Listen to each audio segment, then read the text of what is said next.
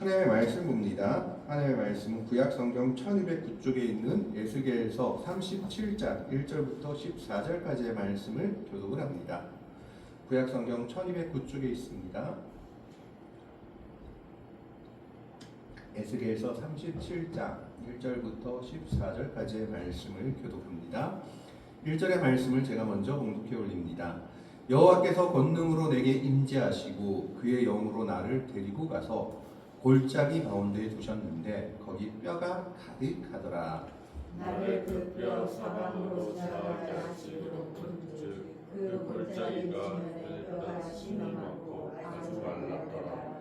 그가 내게 이르시되 인자야 이 뼈들이 능히 살 수 있겠느냐 하시기로 내가 대답하되 주 여호와여 주께서 아시나이다. 또 내게 이르시되 너는 이 모든 뼈에게 하나하나 이르기를 너희 마음의 뼈들아 여호와의 말씀을 들을지어다. 주 여호와께서 이 뼈들에게 이같이 말씀하시기를 내가 생기를 너희에게 들어가게 하리니 너희가 살아나리라. 너희 위에 힘줄을 두고 살을 빚고 가죽으로 덮고 너희 속에 생기를 넣으리니 너희가 살아나리라. 또 내가 여호와인 줄 너희가 알리라 하셨다 하라. 이에 내가 명령을 따라 대언하니 대언할 때에 소리가 나고 움직이며 이 뼈 저 뼈가 들어맞아 뼈들이 서로 연결되더라. 내가 또 보니 그 뼈에 힘줄이 생기고 살이 오르며 그 위에 가죽이 돋아나 그 속에 생기는 없더라. 또 내게 이르시되 인자야 너는 생기를 향하여 대언하라. 생기에게 대언하여 이르기를 주 여호와께서 이같이 말씀하시기를 생기야 사방에서부터 와서 이 죽음을 당한 자에게 불어서 살아나게 하리라 하셨다 하라. 이에 내가 그 명령대로 대언하였더니 생기가 그들에게로 들어가매 그들이 곧 살아나서 일어나 섰는데 극히 큰 군대더라. 또 내게 이르시되 인자야 이 뼈들은 온 이스라엘 온 족속이라. 그들이 이르기를 우리의 뼈들이 말랐고 우리의 소망이 없어졌으니 우리는 다 멸절되었다 하느니라. 그러므로 너는 대언하여 그들에게 이르기를 주 여호와께서 이같이 말씀하시기를 내 백성들아 내가 너희 무덤을 열고 너희로 거기에서 나오게 하고 이스라엘 땅으로 들어가게 하리라. 두 절의 말씀을 같이 읽습니다. 내 백성들아 내가 너희 무덤을 열고 너희로 거기에서 나오게 한즉 너희는 내가 여호와인 줄을 알리라. 내가 또 내 영을 너희 속에 부어 너희가 살아나게 하고 내가 또 너희를 너희 고국 땅에 두리니 나 여호와가 이 일을 말하고 이룬 줄을 너희가 알리라. 여호와의 말씀이니라. 아멘. 오늘 본문은 우리가 잘 아는 말씀입니다. 마른 뼈들이 살아나는 환상을 에스겔 선지자가 보고 있는 내용입니다. 이스라엘 백성들은 자신들이 다른 민족, 이방 민족과 달리 특별한 것 세 가지가 있다고 믿었습니다. 그것이 뭐냐 하면 첫 번째는 자신들한테 하나님의 말씀, 율법, 토라가 있다라고 믿었습니다. 하나님께서 특별히 이스라엘 백성들에게 하나님의 토라, 율법을 주셨기 때문에 율법이 없는 이스라엘 백성들과 우리들은 다르다. 이방 백성들과 이스라엘 백성들은 다르다라고 생각을 했습니다. 두 번째는 뭐냐 하면 자기들한테는 성전이 있다고 믿었습니다. 예루살렘 성전이 있었는데 그 성전에는 특별히 하나님이 임재하신다라고 믿었습니다. 그래서 지성소가 있고 언약궤가 있는 그 성전에 하나님의 임재가 있기 때문에 우리에게 성전이 있는 한 이스라엘 백성들이 조금 고난을 받을 수도 있어도 우리는 멸망하지 않을 것이다. 하나님이 우리와 함께 계시기 때문에 우리의 나라는 영원할 것이다. 다윗의 언약을 통해서도 하나님이 그렇게 약속하셨다라고 믿었기 때문에 그들은 성전이 있는 한 그리고 성전에 하나님이 계신 한 우리는 하나님의 보호 아래서 계속 번영과 은혜를 삶을 누릴 것이다 라고 생각했습니다. 두 번째가 예루살렘에 하나님이 거하시는 성전이 있다라가 이스라엘 백성이 우리는 이민족과 이방인들과 다른 또 한 가지 자랑이었습니다. 세 번째는 뭐냐? 이스라엘 백성들은 우리는 하나님의 특별한 선택하신 백성으로서 할례의 표식을 우리 몸에 가지고 있다라고 생각을 했습니다. 세 번째는 즉 우리는 이방 백성들과 아주 다른 표식이 우리 몸에도 하나 있는데 아브라함에게 명령하신 것처럼 이스라엘 백성들은 어릴 때부터 할례를 받아서 우리는 할례의 표식이 하나님의 백성으로 우리 몸에 지니고 있다라는 세 가지가 이스라엘 백성들의 큰 자랑이었습니다. 첫 번째가 율법이 없는 이방 백성들과 같이 하나님이 직접 주신 율법, 하나님의 말씀이 우리에게 있다. 두 번째가 우리에게는 하나님이 거하시는 예루살렘 성전이 우리 땅에 있다. 그럼 북이스라엘은 왜 멸망했느냐? 북이스라엘은 예루살렘 성전이 아니고 절기와 또 제사장도 자기들 마음대로 세웠기 때문에 하나님의 진노를 받은 것이다. 그러나 우리는 하나님이 주신 절기대로 또 하나님이 명령하신 땅에 성전이 있기 때문에 남유다는 영원할 것이다 라고 믿었던 겁니다. 그리고 세 번째가 우리는 할례받은 민족이다. 우리의 몸에는 남성들은 태어난 지 8일 만에 할례를 받아서 하나님의 특별히 선택하신 민족이다라는 것을 우리 몸에 지니고 있다라고 생각하며 이것이 그들의 자랑이었습니다. 그런데 이 자랑을 송두리째 부순 것이 무엇이냐? 바로 바벨론의 침공이었습니다. 이스라엘의 거의 마지막, 남유다의 거의 마지막 왕이었던 시드기야 왕은 어떤 정책을 폈냐 하면 반바벨론 정책 그리고 친애국 정책을 폈습니다. 바벨론이 팽창하는 이때에 오히려 바벨론에게서 독립하고 애국과 친하게 지내면 이스라엘 즉 남유다의 나라가 좀 더 존속되지 않을까 생각했지만 그것은 하나님의 뜻과는 정반대되는 일이었던 겁니다. 그렇기 때문에 바벨론의 느부갓네살 왕은 성경에 보면 3번에 걸쳐서 남유다를 침공해서 완전히 끝장내 버립니다. 이 에스겔 선지자는 바로 느부갓네살 왕이 남유다를 1차 침공했을 때에 잡혀갔던 포로입니다. 그래서 에스겔서 1장에 보면 내가 포로로 잡혀갔던 그발 강가에서 하나님의 영광을 보았다라고 기록이 되어 있습니다. 사실 에스겔은 제사장의 아들로서 그도 역시 제사장이 되어야 하는 몸이었습니다. 그럼에도 불구하고 포로로 끌려갔기 때문에 그의 제사장 역할은 끝났고 포로로 끌려간 사람들은 깊은 한숨과 탄식 속에 살아갔습니다. 하나님이 우리를 버리셨나 보구나 하는 그런 깊은 한숨과 탄식 속에 살아갔는데 그런데 하나님께서는 에스겔을 통해서 하나님은 성전에만 계신 것이 아니라 너희가 포로로 잡혀있는 그곳에서도 나는 너희와 함께한다라는 것을 보여주신 겁니다. 그래서 에스겔서 1장에서 보면 하나님이 나를 부르셨다라고 기록하고 있습니다. 이것은 그 당시 이스라엘 백성들의 생각과는 전혀 다른 이야기입니다. 하나님은 예루살렘 성전에만 계신 것으로 생각했는데 알고 보니 하나님은 이스라엘 백성들이 포로로 잡혀온 그발 강가, 아마 그발 강가는 그들이 노역을 하던 곳이었을 겁니다. 포로로 잡혀서 그발 강가에서 댐을 쌓거나 관계 수로 공사를 하던 이스라엘 백성들의 노역의 장소였습니다. 그런데 그곳에서 하나님께서는 에스겔에게 하나님 하늘의 환상을 보시고 에스겔을 하나님의 선지자로 부르십니다. 거기서 에스겔은 한번 깨닫는 것이 하나님은 어디에나 계시고 심지어 우리가 포로로 잡혀 있는 곳에도 하나님은 계시고 사람의 제사장의 어떤 순서는 이제 망해서 내가 제사장이 될 수 없지만 하나님은 나를 선지자로 부르셨구나라는 것을 깨닫게 됩니다. 그때부터 에스겔이 외치는 것은 무엇이냐? 여호와 삼마였습니다. 하나님은 여기 계신다. 즉 하나님은 성전에만 계시는 것이 아니라 하나님은 하나님의 백성들이 계신 곳에 있다라는 겁니다. 그런데 포로로 잡혀온 이스라엘 백성들 마음속에 그나마 소망이 있는 것이 무엇이었냐 하면 아직 예루살렘 성전이 완전히 망가지지 않았다라는 겁니다. 그래서 예루살렘 성전이 계속 있으면 하나님이 우리를 다시 돌이키지 않을까, 성전이 있는 한 하나님께서 다시 기적을 행하시지 않을까 하는 믿음이 있었던 겁니다. 그런데 2차, 3차 느부갓네살 왕의 침략을 통해서 무엇마저 무너졌냐 하면 예루살렘이 완전히 무너지고 성전이 완전히 불타버렸습니다. 심지어 이방 왕이었던 느부갓네살이 성전의 기명들, 보물 그릇들을 몽땅 뺏어서 자기의 왕궁으로 가져갑니다.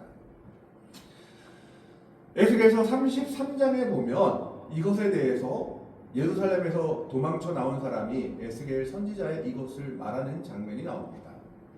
그리고 그 앞에 내용, 그 뒤에 내용을 보면 에스겔이 이것에 충격을 받아가지고 거의 실어증에 걸린 사람처럼 말을 하지 못하다가 후에 내가 다시는 잠잠하지 아니하리라 하면서 파수꾼의 이야기를 하며 하나님의 뜻을 다시 이야기하고 있는 것이 나오고 있는 겁니다. 그래서 이스라엘 백성들은 예루살렘 성전이 완전히 무너졌다는 얘기를 듣고 하나님이 자기들을 완전히 버리셨다, 우리를 떠나셨다라고 느끼며 포로 생활 중에 좌절해 버립니다. 이제는 하나님이 우리와 함께 계시지 않는구나, 하나님이 우리를 완전히 버리셨구나. 그나마 성전이 있을 때는 하나님이 성전에 계시니까 혹시 무슨 기적이 일어나지 않을까라도 생각했는데 성전이 파괴되었고 예루살렘이 완전히 멸망되었다는 소식을 듣고 잡혀온 포로들은 절망 가운데 아무 소망 없이 살아가게 되는 겁니다. 바로 그 상황 속에서 나온 성경이 오늘 에스겔 37장입니다. 37장 1절에 보면 여호와께서 권능으로 내게 임재하시고 그의 영으로 나를 데리고 가서 골짜기 가운데 두셨는데 거기 뼈가 가득하더라. 이 말씀이 뭐냐면 하나님께서 내게 성령의 능력과 은혜를 입히셨는데, 우리가 보통 성령의 능력과 은혜가 입혀졌다 하면 하나님께서 우리에게 행한 대로 모든 것을 주시고 하나님 우리를 정말 저 위 하나님 나라를 보게 하시고 좋은 것을 보게 하실 줄로 기대합니다.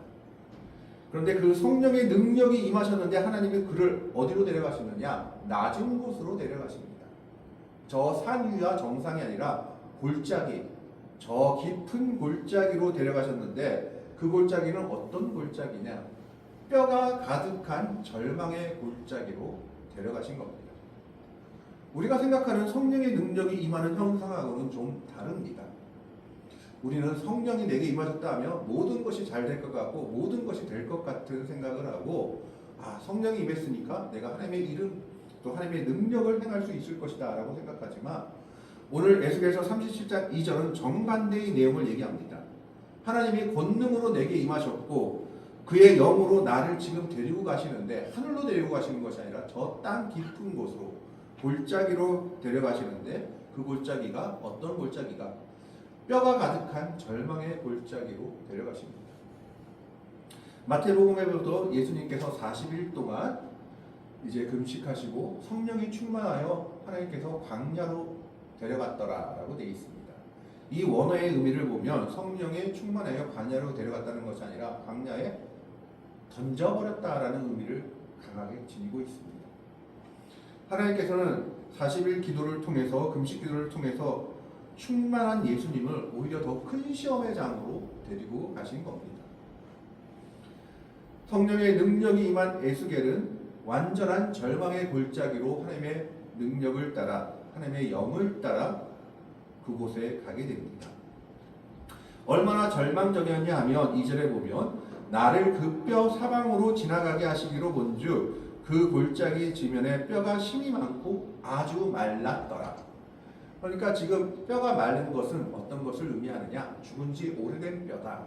이미 뼈가 지금 사람이 죽어서 이제 뼈밖에 안 남으면 이제 시체가 된 지도 오래되겠지만 그 뼈도 마른 뼈라서 뼈가 된 지도 오래된 뼈라는 것을 나타내고 있습니다. 완전한 절망의 골짜기에 하나님께서 성령의 능력으로 에스겔을 데리고 가신 겁니다. 이때 하나님이 물으십니다. 3절에 그가 내게 이르시되 인자야 이 뼈들이 능히 살 수 있겠느냐 하시기로 내가 대답하되 주 여호와여 주께서 아시나이다.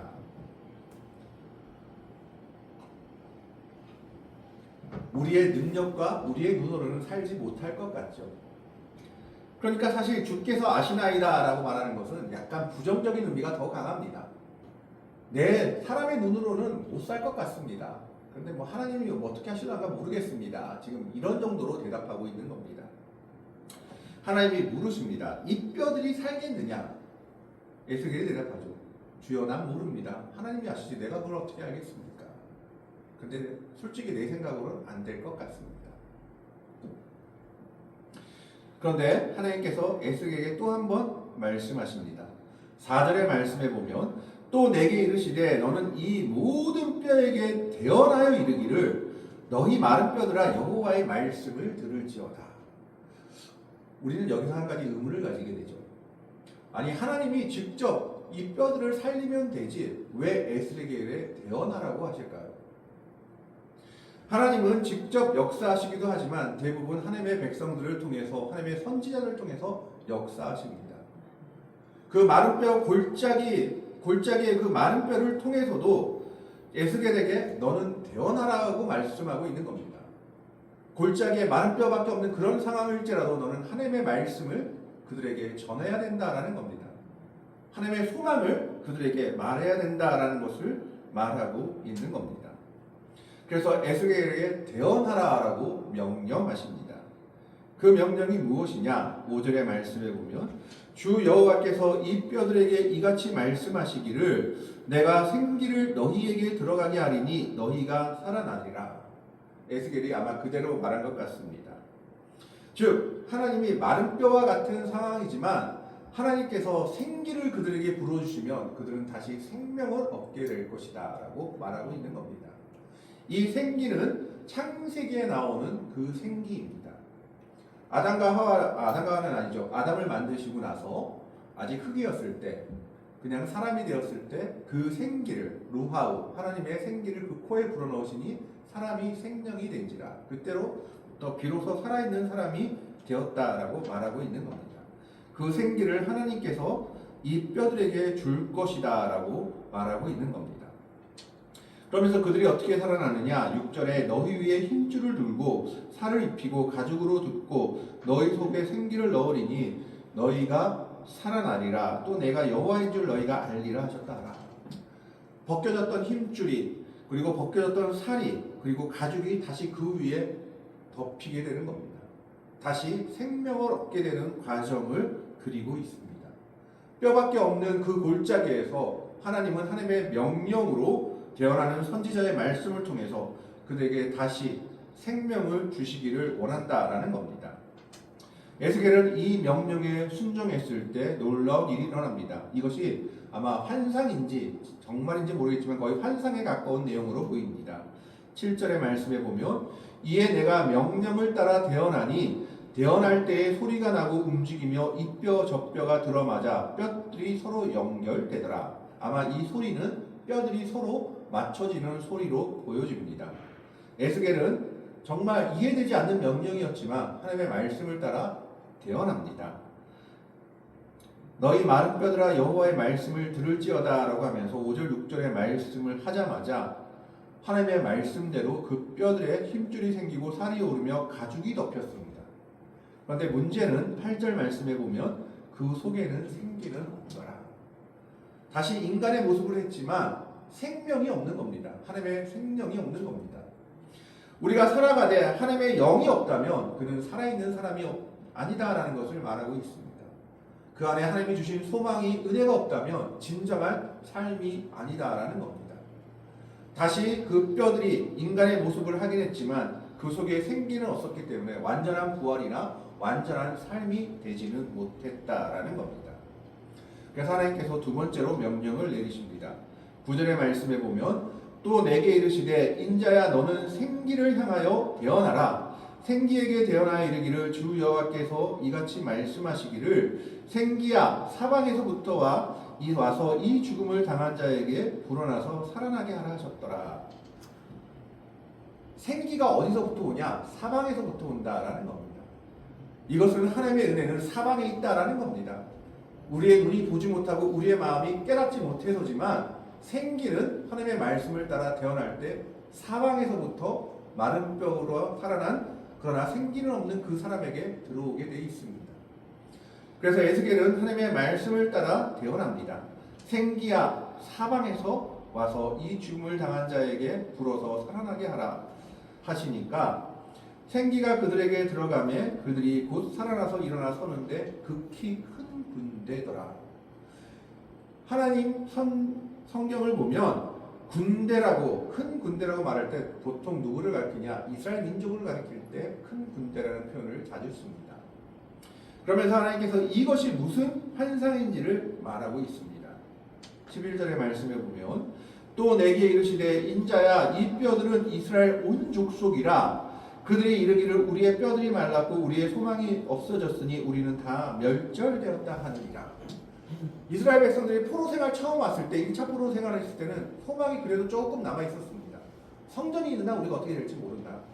그리고 예루살렘이 남아 있는 한 우리가 어떻게 될지 모른다. 그런데 예루살렘이 완전히 불타버리고 성전도 완전히 불타버리고 나라가 완전히 망해버리니까 예레미야 선지자가 70년 만에 다시 돌아오게 될 것이라는 예언도 잊어버리고 그들은 자신들의 나라와 민족이 완전히 망해버렸다라고 생각했던 겁니다. 그 자리에 하나님께서 마른 뼈가 다시 살아나는 환상을 보여주시며 에스겔에게 명령하신 겁니다. 그 절망과 시리에 빠져있는 이스라엘 백성들에게 다시 소망을 이야기하라고 말씀하고 있는 겁니다. 우리도 때로는 삶을 살아가다 보면 힘들고 어렵고 정말 마른 뼈와 같은 골짜기를 지나갈 때가 있습니다. 그러나 하나님의 백성들은 그 속에서도 우리는 소망을 놓지 말아야 합니다. 마른 뼈만 있는 상황 속에서도 하나님의 말씀이 역사하실 때 그 마른 뼈가 살이 되고 사람이 되며 생기가 들어갔을 때 다시 생명이 일어나는 것을 보게 되는 겁니다. 하나님은 말씀을 통해서 우리에게 소망을 주시고 절망의 구렁텅이에서 다시 일어날 힘을 주시고 심지어 모든 환경을 변화시키며 우리로 다시 한번 일어나게 하시는 겁니다. 생기를 오게 했을 때 생기는 사방에서부터 하나님의 명령을 따라서 오고 있는 것을 보게 됩니다. 그러면서 하나님께서 약속하십니다. 13절 말씀에 보면 12절 13절의 말씀을 보면 그러므로 너는 대언하여 그들에게 이르기를 주 여호와께서 이같이 말씀하시기를 내 백성들아 내가 너희 무덤을 열고 너희로 거기에서 나오게 하고 이스라엘 땅으로 들어가게 하리라. 지금 죽은 것 같은 이스라엘 백성들에게 너희를 다시 살아나게 할 것이라고 하나님이 약속하고 있는 겁니다. 13절에 내 백성들아 내가 너희 무덤을 열고 너희로 거기에서 나오게 한즉 너희는 내가 여호와인 줄을 알리라. 그리고 마지막 약속을 하십니다. 14절 말씀을 보면 내가 또 내 영을 너희 속에 두어 너희가 살아나게 하고 내가 또 너희를 너희 고국 땅에 두리니 나 여호와가 이 일을 말하고 이룬 줄을 너희가 알리라. 여호와의 말씀이니라. 하나님께서 하나님의 백성들을 새롭게 하시는 것은 이제 인간의 능력으로는 안 된다라는 것을 아신 겁니다. 그래서 성령께서 그들의 마음을 새롭게 해주실 것이고 이제 그들이 하나님의 말씀을 소망하며 믿게 될 때 그들이 자기 땅에 들어가게 되고 하나님의 역사가 이루어지게 될 것이다 라고 말씀하고 있는 겁니다. 그리고 15절 이후의 말씀을 보면 어떤 내용이 있느냐, 북이스라엘과 남유다가 다시 하나 될 것이다 라는 예언을 하게 됩니다. 근데 재미있는 것은요, 북이스라엘은 이미 200년 전에 망했습니다. 없는 나라입니다. 200년 전에 망해가지고 지파의 존재조차도 흐려진 그런 나라입니다. 심지어 우리가 잘 아는 사마리아인들, 아수르 왕이 어떤 정책을 썼냐 하면 여러 나라들을 데려와서 민족 혼합 정책을 써서 민족적인 정체성까지 흩어진 나라 그리고 옅어진 나라가 북이스라엘의 백성들입니다. 근데 그럼에도 불구하고 북이스라엘과 남유다가 요셉과 에브라임과 유다가 하나 될 것이라고 에스겔서를 통해서 예언하고 있습니다. 하나님은 사라진 것 같은 민족도 다시 부활시킬 수 있다라고 약속하시며 희망과 용기를 주고 있는 겁니다. 마른 뼈와 같은 골짜기, 정말 절망 가운데 있는 그런 상황들 속에 때로는 하나님의 백성들이 놓이기도 합니다. 또 나라와 민족의 답답함을 보며 이 나라와 민족에게 또 때로는 우리의 교회와 교계에게 소망이 있는가 하는 의문이 들 때가 있습니다. 그러나 분명한 것은 그 상황 속에서도 하나님께서는 에스겔에게 대언하라라고 말씀하십니다. 가장 절망적인 순간에도 하나님의 백성들은 그리고 주의 목자들은 하나님께서 주신 소망을 이야기하고 노래하며 그들에게 전해야 합니다. 포로의 순간에 절체절명의 순간에 있는 이스라엘 백성들에게 하나님은 다시 내가 너희를 살릴 것이다 라고 말씀하시고 약속하시고 에스겔에게 그것을 대언하라고 명령하십니다. 생기가 사방에서부터 와서 그들을 다시 하나님의 백성이 되게 하시고 너희가 소망을 잃어버린 그때에 다시 소망을 주시고 너희를 다시 이스라엘 땅으로 남유다 땅으로 돌려보내며 하나님의 일을 이루어지게 할 것이다 라고 말씀하고 있는 것이 오늘 본문 말씀입니다. 오늘 우리는 에스겔 37장 이 말씀을 생각하면서 절망 중에서도 낙심하지 않기를 바랍니다. 하나님은 마른 뼈가 있는 곳에서 하나님의 말씀을 주심으로 말미암아 그 마른 뼈를 다시 살리시는 분입니다. 마른 뼈와 같은 이스라엘 백성들에게 소망을 주시며 하나님의 약속은 반드시 이루어 주실 것임을 말씀하고 있습니다. 그렇기 때문에 에스겔은 항상 말했습니다. 여호와 삼마, 하나님은 거기 계시다. 이스라엘 백성들이, 남유다의 백성들이 좌절당하고 정말 힘들어하고 아파하는 그 고난의 자리, 포로로 끌려온 그 자리에 하나님이 함께 계시다라는 겁니다. 하나님은 우리와 함께 계시는 분입니다. 절망의 자리에서도 우리에게 말씀으로 소망을 주시는 분입니다. 오늘 이 에스겔 선지자의 말씀을 통해서 정말 하나님의 말씀을 굳게 믿고 소망 가운데 살아가는 주의 백성들이 되기를 바랍니다. 세상의 환경과 주위를 보고 절망하거나 좌절하는 자들이 아니라 오로지 하나님의 말씀만을 붙잡고 기다림으로 말미암아 주님께서 허락하시는 놀라운 구원의 역사를 맛보아 누릴 수 있기를, 정말 주님께서 주시는 소망의 은혜들을 우리 믿음의 삶 가운데 이루어질 수 있기를, 그런 복된 삶을 살아가는 복되고 아름다운 믿음의 백성들이 될 수 있기를, 여호와 삼마의 소망을 가지고 살아가기를 주님의 이름으로 간절히 축원합니다. 기도하겠습니다. 하나님, 오늘은 마른 뼈들이 살아나는 것을 보게 됩니다. 사람의 눈으로 봐서는 도저히 살아날 수 없는 그 마른 뼈가 하나님의 말씀이 들어가자 하나님